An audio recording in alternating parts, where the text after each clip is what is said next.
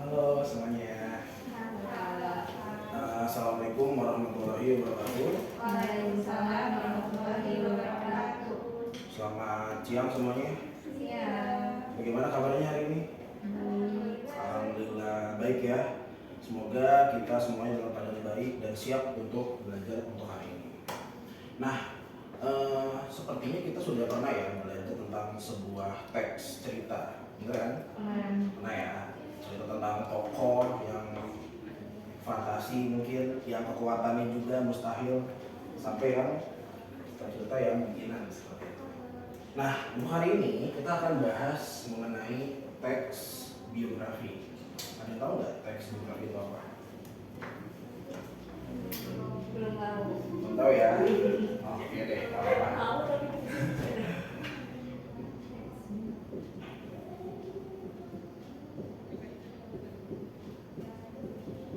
Oke, untuk hari ini tanggal berapa? Ada yang tahu? 10 Agustus ya. Bentar lagi mau merdeka nih. Udah ada persiapan apa aja kalian? persiapan makan ketupat. Tapi lupa. Persiapan tidur karena tanggal merah. Oh gitu. Persiapan makan aja. Pasti di kampungnya udah pada bikin ini ya, apa namanya, iuran tiap RW bisa itu. Iya lagi. Sama merah.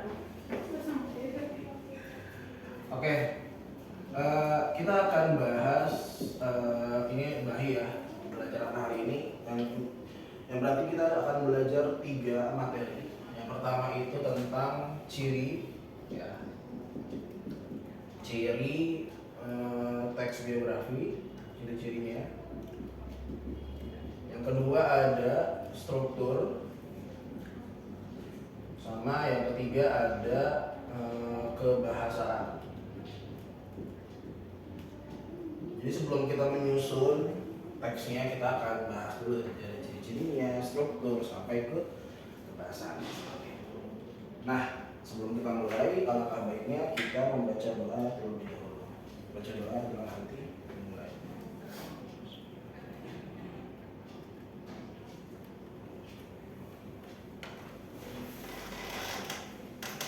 Oke, selesai. Kita akan bahas ciri-ciri dari teks biografi selama 10 menit ya. Nah, sebelum kita mulai, kakak mau cek pemahaman dulu nih. Tadi menyambung pertanyaan sebelumnya. Kalau menurut kalian, teks yang menulis riwayat hidup seorang berdasarkan pandangan atau point of view dari penulis lain, itu disebut apa? Akan dulu pilihan nih. Ada biografi,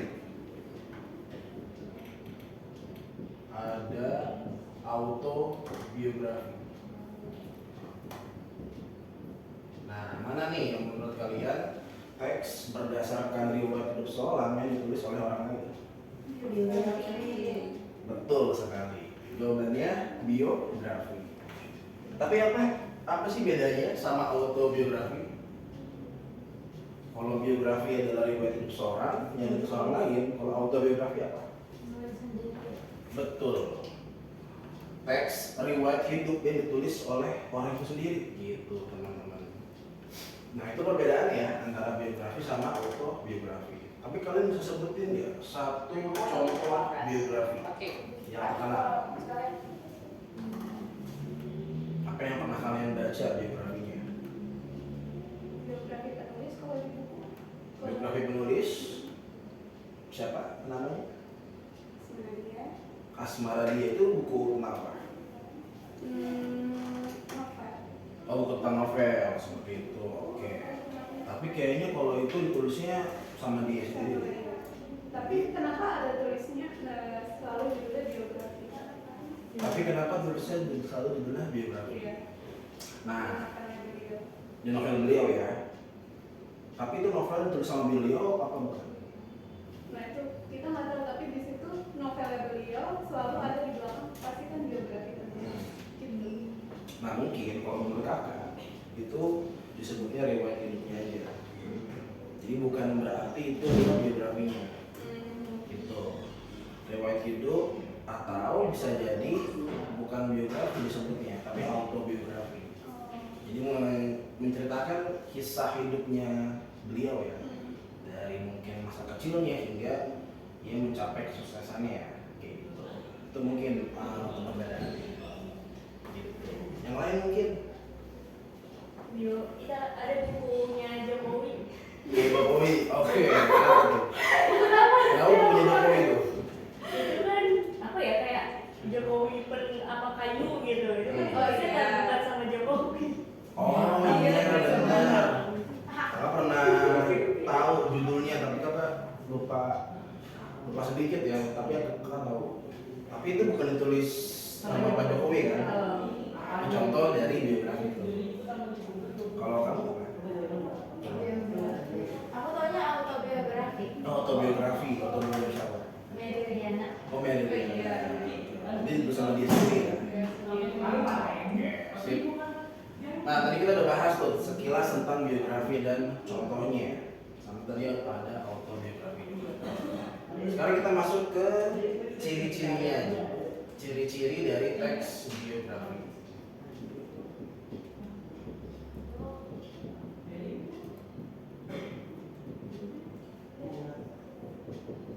Nah, ciri-cirinya.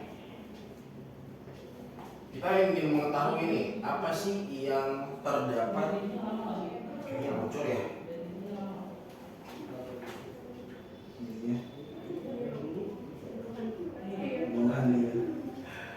Apa aja ciri-ciri dari teks biografi? Nah, karena berdasarkan riwayat hidup seorang, pasti isinya itu bersifat apa adanya, bersifat nyata, sesuai sama kisah hidup sebelumnya. Tahu itu namanya apa? Bersifat apa? Realistis atau faktual, lebih tepatnya. Oke? Realistis. Terlalu faktual, artinya kisah yang diceritakan itu berdasarkan fakta, tidak dibuat-buat, dan memang berdasarkan kisah hidupnya beliau gitu. Terus yang kedua, nah ini bedanya sama cerita yang lain nih. Kalau di ciri teks biografi ini, karena diceritakannya berdasarkan pengalaman dari yang awal sampai yang akhir, karena ciri-cirinya itu terdapat urutan waktu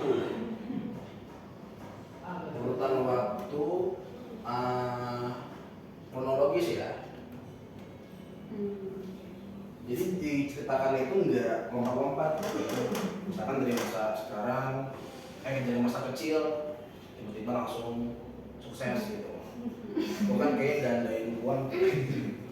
Nah jadi pelan-pelan gitu. Terdapat urutan waktu kronologis ya. Nah yang ketiga, nah ciri-ciri yang ketiga selain faktual sama urutan waktunya kronologis, yang ketiga itu terdapat sudut pandang orang ketiga. Orang ketiga di sini sebagai penulisnya. Misal, kakak tadi belum kenalan sama kalian ya? Siapa namanya? Yuni, terus Nida sama Nawa. Misal Yuni menulis buku tentang biografi tentang Jokowi. Nah, udah pasti Yuni sama Nawa sama siapa tadi? Nida sama Nawa, sama Nawa pasti berbeda tuh sudut pandangnya, ya kan? POV-nya beda kan? Nah, jadi itu paling penting sudut pandang orang yang berbeda-beda tadi. Nah, itu untuk ciri-cirinya. Sampai sini mungkin ada pertanyaan dulu nggak dari kalian? Oh, berarti kalau misalkan teks biografi selalu pakai alur maju yang poin kedua. Selalu pakai alur maju yang poin kedua, ya. Karena kan menceritakan dari awal sampai akhir. Nggak boleh maju mundur. Nggak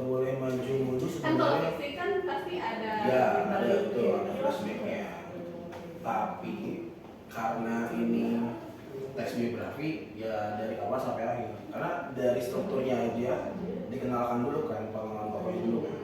Bagaimana terus sampai dia besar, dia mengalami segala macam kehidupan.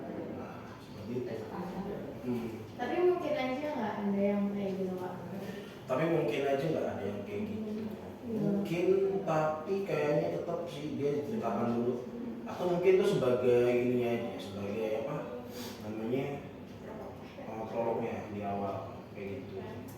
Kak, buat dia memastikan itu faktual gimana? Padahal penulisnya misalnya yang penulis buku Jokowi tadi, emang dia beneran kenal sama Jokowi gitu, dia wawancara sama Jokowi. Tanya Mbak kemarin, apakah dia kenal sama Jokowi? Dia benar wawancara Jokowi? Itu belum tahu ya. Mungkin dia pakai ini, apa namanya, mencari sendiri itu. Kalau boleh pakai Google atau apa mungkin kan kita tidak ada yang tahu ya seperti itu. Berarti Habis, kebenarannya tidak bisa dipastikan. Kalau kebenarannya tidak bisa dipastikan. Kan tinggal dilihat dari ininya, sumbernya apakah tepat atau tidak. Cara menentukan sumber yang tepat gimana Kak? Cara menentukannya sumber yang tepat dari ulasan orang lain mungkin. Kan saya tadi kan Kakak bilang kayak kalau misalkan kisah Jokowi ditulis sama Kayuni, sama Nida, sama aku kan opini pasti beda-beda kan. Betul. Terus nanti dia sudah tahu, oh berarti yang dari opini ini benar gitu. Nah, karena mungkin tadi belum jelasin sepenuhnya ya. Faktual di sini tuh dari lahirnya, besar di mana, sekolahnya di mana, dan kisah yang dia alami seperti apa. Dan kalau POV itu memang beda-beda. POV itu bukan harus disalahkan kan. POV-nya Yuni membahas tentang Jokowi, berarti tentang pembangunannya dari apa sejak dia menjabat. Mungkin menurut Dina, Nawa ya. Nawa. Mungkin menurut Nawa akan membahas tentang ininya, tentang apa tadi? Wali kota, tentang si Pak Jokowi pas dia menjabat sebagai wali kota itu sebagai apa gitu. Jadi itu beda-beda POV-nya, misalkan itu ya. Iya. Oke, kita bisa fokus lagi. Oke. Jadi itu untuk ciri-cirinya. Nah, sekarang kita masuk nih ke struktur. Semua teks pasti ada struktur ya. Betul nggak? Iya. Struktur teks biografi.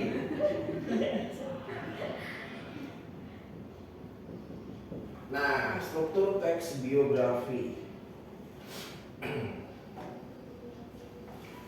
Kalau misalkan di teks cerpen, strukturnya ada banyak tuh, ada ceritanya, ada alurnya dan sebagainya. Di sini ada struktur teks biografi. Jadi ada 3 ya. Ada 3 struktur teks biografi. Nah, yang pertama, yang pertama apa? Judulnya dulu. Betul. Tapi lebih tepatnya orientasi yang pertama.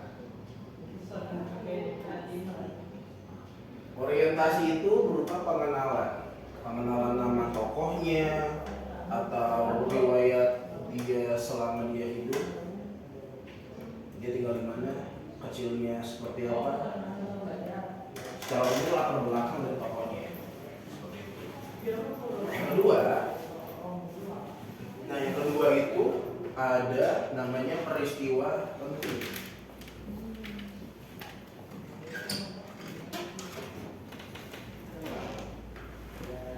Peristiwa penting ini adalah kisahnya dari si tokoh tersebut, perjalanan hidupnya dari awal sampai akhir, bagaimana dia melakukannya itu setiap hari. Tapi nggak menutup kemungkinan nggak hanya tentang pencapaiannya aja, ya kan? Atau juga tentang hambatannya, apa yang dia alami selama ini. Nah, ini masuk ke peristiwa penting. Nah, yang ketiga dari orientasi. Ini adalah pengenalan ulang, dan reorientasi di sini bersifat opsional ya. Jadi kalian boleh tulis pendapat kalian atau penilaian kalian terhadap tokoh tersebut atau tidak. Nah, seperti itu. Jadi reorientasi ini sebagai simpulan atau penilaian kalian terhadap kisah yang kalian ceritakan sebelumnya gitu guys. Nah, jadi ini struktur teks biografi. Kemudian kita lanjut nih ke kebahasaannya.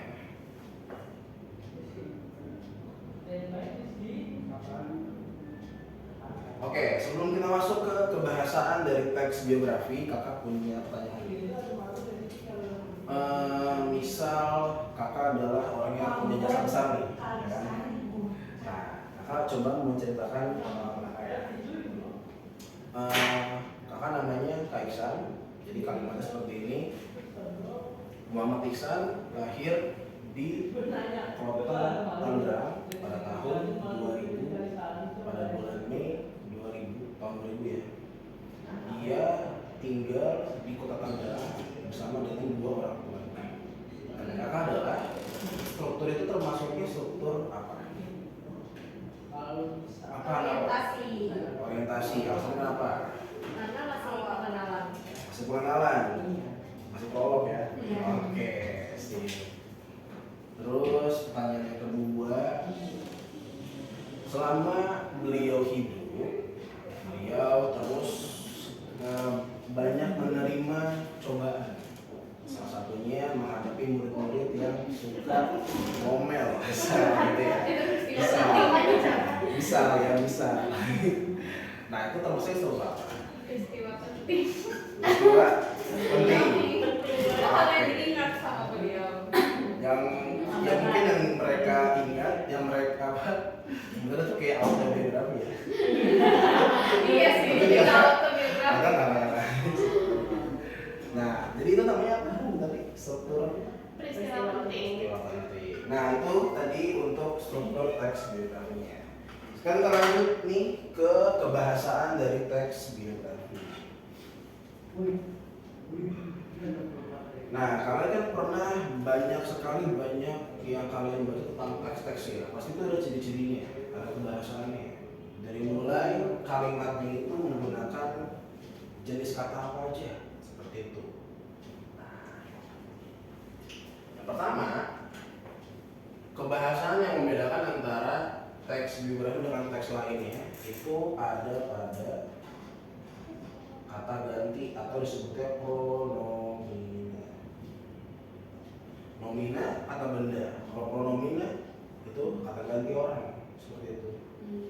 Nah, kata ganti itu kan ada tiga ya, orang pertama, orang kedua, orang ketiga. Kakak mau tahu dulu nih, orang pertama itu kata gantinya contohnya kayak gimana? Saya, terus aku, ada lagi? Namanya langsung. Namanya langsung, bukan. Kata ganti orang pertama, Dia. dia bukan.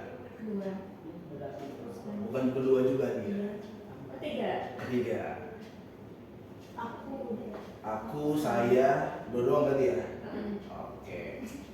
Kalau Pokoknya meyakinkan aja lagi gitu. meyakinkan aja ya.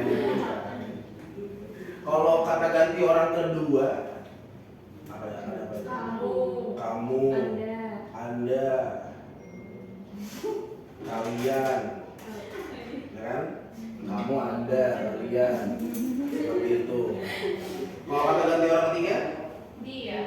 dia, beliau, ia, mereka, atau menyebutkan namanya, itu adalah kata ganti orang ketiga. Nah, di dalam teks biografi pasti ada penyebutan kata ganti seperti itu, khususnya kata ganti orang ketiga.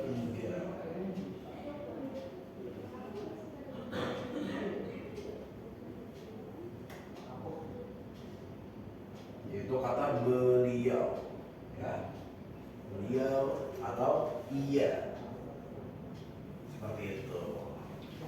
Nah, selain kata ganti, ada juga yang kedua, verba. Verba itu termasuknya kata kerja. Betul, kata kerja. Ingat bahasa Inggris. Jadi kata kerja yang ada pada teks biografi ini ada dua jenisnya, ada kata material. Perbedaannya, kalau kata kerja mental itu kita tidak bisa mengamatinya secara langsung. Kalau material kita bisa amati. Tahu nggak contohnya apa?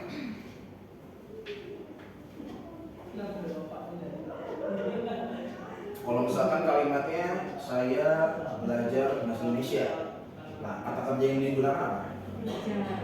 Belajar. Termasuknya material atau mental? Material. Material. Nah seperti itu. Jadi contohnya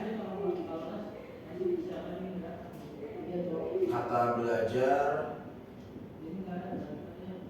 kata menulis, kata membaca, itu termasuknya kata kerja yang bisa diamati secara langsung. Kalau mental yang tidak. Misal contohnya, saya mengapresiasi tindakan Anda, seperti itu. Kata mengapresiasi termasuknya kata kerja mental. Nah itu perbedaannya.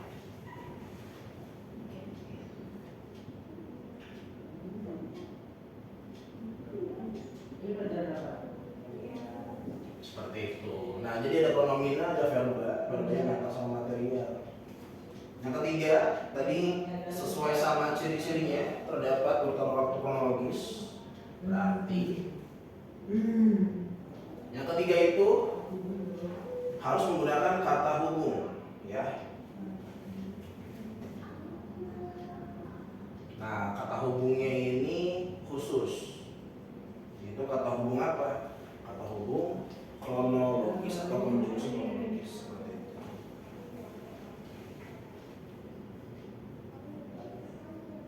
Nah, contoh kata hubung kronologis itu contohnya ada kata selanjutnya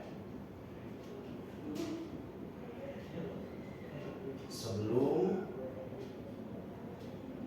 sudah, kemudian, betul. Nah, itu ya. Contohnya sebelum menjabat Presiden Pak Jokowi sudah membangun banyak perubahan di kota Solo. Nanti sebagai wali kota Solo kan? Iya. Kenapa? Saya kan lawan. Oke, itu ya. Pronomina, verba, kata hubung, kronologis. Terus ada lagi nih jadi kebahasannya. Ada kata depan atau preposisi.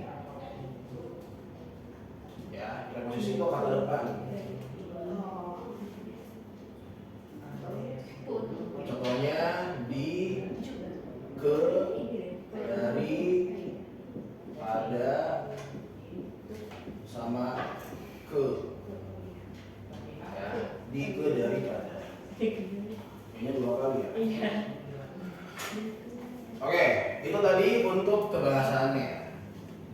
Nah, kakak mau tanya ke kalian deh. Apa bedanya di sekolah sama jangan bedanya deh. Bagaimana penulisan kata di sekolah sama dipelajari? Dipelajari disambung, di sekolah bisa. Kenapa seperti itu? Sekolah kata tempat. Sekolah tempat, kalau dipelajari? Kalau dipelajari karena ada belakangnya di Jadinya? verbanya pelajar Katanya pelajar. jadi kayak dikit jadi kerja. gabung. Kata kerja jadinya ya. Kata kerja apa? Dipelajari itu. Kata kerja material. Material. Tapi ada perbedaannya, bukan perbedaannya. Ada sifatnya. Ada aktif sama pasif. Kalau dipelajari, aktif atau pasif? Pasif. Kok bisa? Nah, kok bisa? Oke, kita bahas sedikit nih. Tadi yang pasif itu diawali dengan imbuhan di kan? Di ini bisa preposisi, di ini bisa kata kerja pasif, ya kan? Dipelajari ini kita bisa ubah ke dalam bentuk aktifnya, yaitu mempelajari, ya.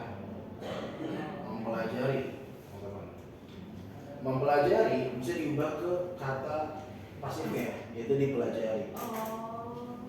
Jadi kalau misalkan bisa diubah, maka kata tersebut bisa disambung atau ditulis santai. Beda sama Ibu Andi yang dipisah tadi di sekolah ya. Bisa nggak diubah? Bisa kan? Atau bisa menyekolahkan. Itu kan ada kata karena ya, aneh. Nah, jadi ini tidak bisa diubah karena dia termasuk tempat. Nah, ini perbedaannya itu sedikit. Oke, sekarang kita ada tugas ya. Oh iya, sebelum kita masuk ke tugas, ada pertanyaan dulu nggak? Cukup? Apa? Enggak ada sih. Nggak ada? Harus ada sih. Harus ada ya, harus ada. Ini sih Kak, kalau misalnya kita nulis di mana, itu kan di mana tuh biasanya ada dua konteks. Kayak di mana dia bersekolah, itu kan nanya tempat. Ya. Karena ada juga di mana yang di tengah-tengah kalimat gitu kan. Oh, sebagai ya. Ya itu apa tuh maksudnya, kenapa di mana tuh kayak khusus gitu, ada kadang terpisah, kadang tergabung. Kalau nggak bisa nggak ada gabung. Tapi emang sebenarnya dia dipisah atau digabung. Ya. Sebenarnya dia di tengah kalimat itu dipisah atau digabung. Ya kayak di mana dia ditempatkan dalam suatu apa gitu. Misalkan gitu Kak, kayak kalimat menunjukkan sesuatu di mananya. Tapi ada juga di mana itu memang menanyakan tempat. Di mana menanyakan tempat sama di mana Menunjukkan sesuatu. menunjukkan Kayak sesuatu. Oke. kalau di novel gitu kan sering ada tuh Kak, kayak di mana dia lagi apa gitu kayak gitu lah Kak. Di mana ya gitu Iya, kalimat? bingung di mana. Ini mungkin di mana dia mengatakan bahwa Kayak gitu. Oke, berarti kalau misalkan kita bahas sebanyak nih penulisannya dulu, di mana itu yang baku yang mana, apakah digabung atau dipisah, sama cara penggunaannya. Gitu. Nah, kalau misalkan dari cara penggunaannya, di mana itu berarti kan kata tanya kan. Kalau kata tanya itu kan ada 15 atau satu hak. Apa itu apa? Siapa? Di mana, kapan, siapa, mengapa, bagaimana. Oke, ada 6. Iya. Ada 6 ya. Di mana? Nah, seperti itu. Apakah ditulis atau bisa digabung? Misalnya gini, bisa harusnya. Di mana? Jadi kalau sebagai kata tanya di kata tanya. Harusnya bisa ya. Di mana asal Pak Jokowi misalnya? Pak Jokowi mulu gitu. Iya. Saya akan bilang ke saudara. Di mana asal?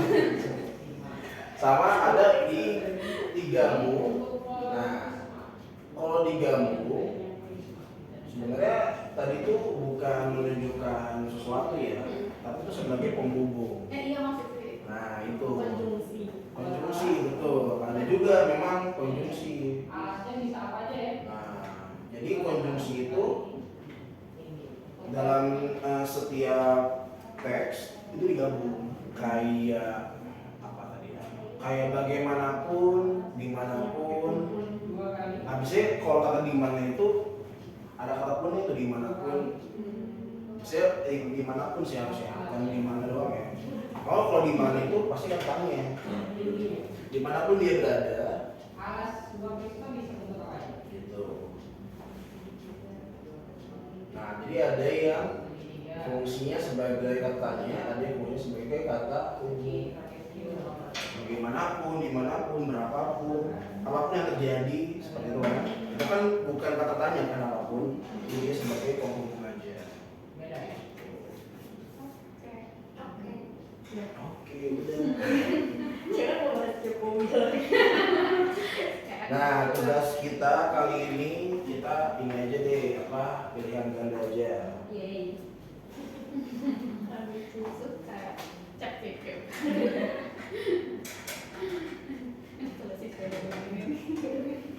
Gurunya sulit sekali. Iya lagi. Kita masuk ke tugas ya. Jadi nanti kakak lisan aja soalnya, nanti kalian pilih jawabannya. Sini dari 2 kali luas apa ya? Luas Sedikit kolom gitu. Iya lagi. Benar.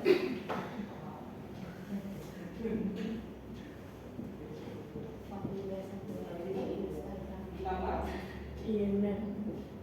Jadi walaupun angka. ditambah Oh pernah ada fase nih pernah aku pengen konsisten ngelestain kayak gitu karena tidak bisa. Iya iya benar.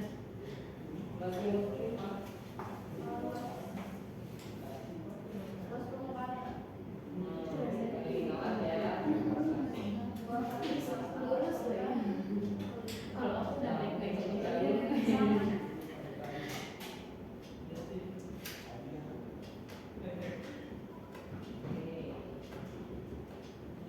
untuk yang 5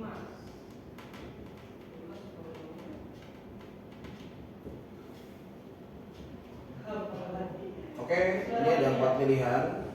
Ada posisi, ada verba material, sama konjungsi kronologis. Pertanyaannya,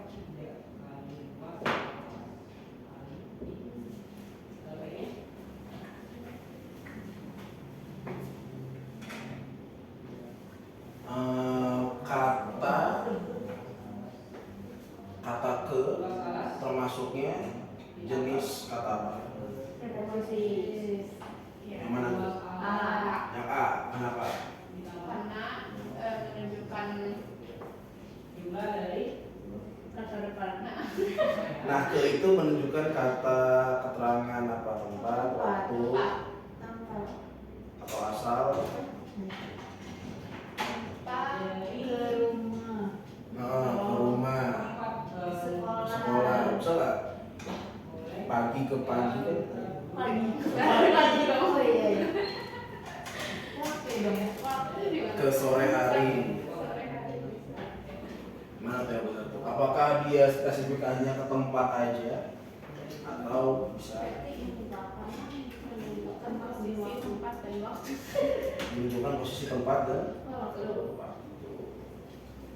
Nah, kalau ke di sini harusnya masuknya ke menunjukkan tempat aja atau dari asal. Misal aku pergi ke sekolah, menuju ke sekolah, kayak gitu.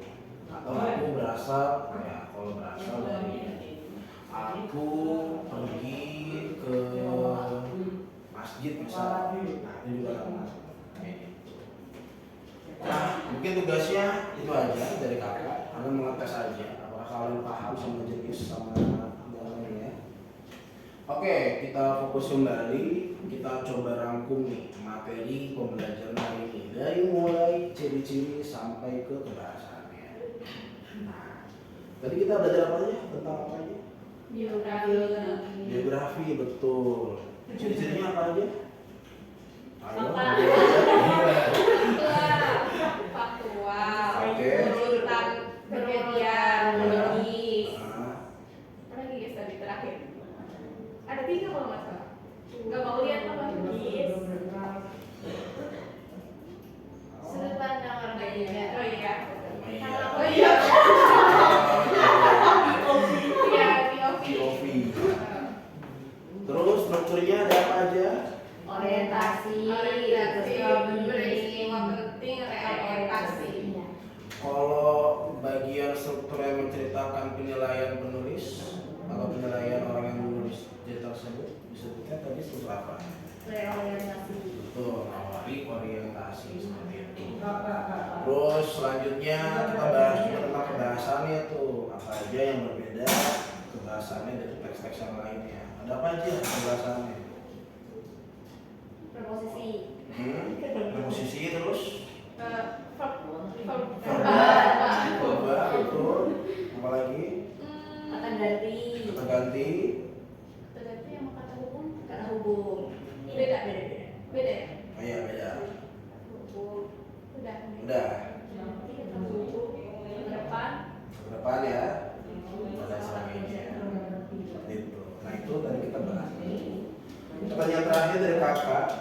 Mengapa sih kita penting sekali untuk mempelajari teks biografi ini? Apa alasannya? Memudahkan orang lebih mengenal Memudahkan. tokoh tersebut. Berjasa Terus seperti Jokowi. Mengenal tokoh tersebut, Heeh. jasanya apa enggak? Iya. Terus apa lagi ya? Sebagai teladan juga. Oh bagi iya. kita. Teladan panutan kita. Itu. Jadi kok bikin aja. Biar jadi panutan. Sebagai teladan memberikan informasi juga buat kita kan. Iya. Kita yang mungkin ya aku lagi nggak mood nih menjalani hari ini dengan kita membaca teks biografi, mudah-mudahan kita bisa kembali semangat, Oh bisa iya. inspirasi seperti itu. Oh ternyata pengalaman beliau sama nih kayak saya gitu, jadi saya bisa termotivasi untuk melakukan hal seperti beliau. Mungkin hasilnya akan beda juga seperti itu. Itu aja mungkin dari kakak untuk materi hari ini, mudah-mudahan bisa kalian terima dan kalian refleksikan kembali ke kehidupan kalian. Tugas dari kakak untuk besok, coba kalian baca biografi tentang Jokowi. kalian dong, tentang ini aja. Biasanya kalau kalian ini cocoknya siapa ya? Najwa Shihab aja. Boleh. Boleh ya, Najwa Shihab ya. Itu kakak saya soalnya. Nanti akan melihat nih masing-masing dari kalian apakah pandangannya sama atau beda seperti itu. Oke? Sip, terima kasih semuanya. Assalamualaikum warahmatullahi wabarakatuh. Waalaikumsalam.